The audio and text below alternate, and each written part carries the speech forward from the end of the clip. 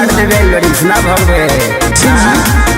अब देखो अपन रहवा हो हमर जाता ले होके बिया हवा हो। दिल्ली है मजा अपना राजा संगे हम तोरा सखी संगे जीले हो।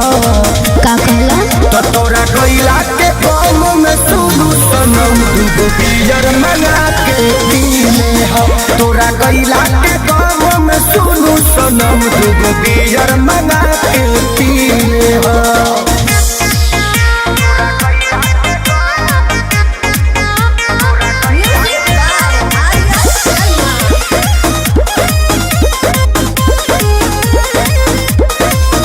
कहल बात पर ध्यान तू लगई हो कोनो गलत कदम ना उठई हो। यदि हमसे गलतिया भइल होई ओके दिल के भीतरिया दबई हो। अरे काज जब छपाई त काहे ना जानते रोके के प्रयास कैली। हमार बस चलता पहिले तो सब कुछ हम ही रही अब भतर के खास भइली।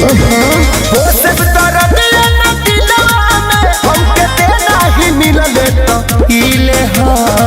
चलो तो तोरा गइला के गाँव में सुनु सनम दूगो बियर मंगा के पीले हो। तोरा गइला के गाँव में सुनु सनम दूगो बियर मंगा के पीले हो।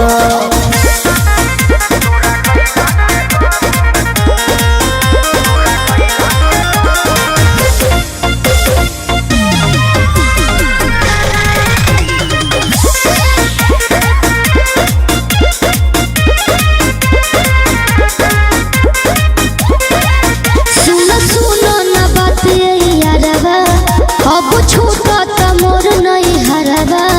हमार दिल आ दिमाग रही तोहरे लगे भले देह रही पिया के घरवा। अरे हई हम खेसारी ना करे बरियारी तोरा जाए के बात ते जो सुन नाचन विजया के संगे विजया पसामने से यू कैन गो। बोल बोल रे जी सैया को दी जाके ते जइबे मुरझाई तोरा बदला में कोची कलीले हो। तो तोरा गइला के गाँव में सुनु सनम दूगो बियर मंगा के पी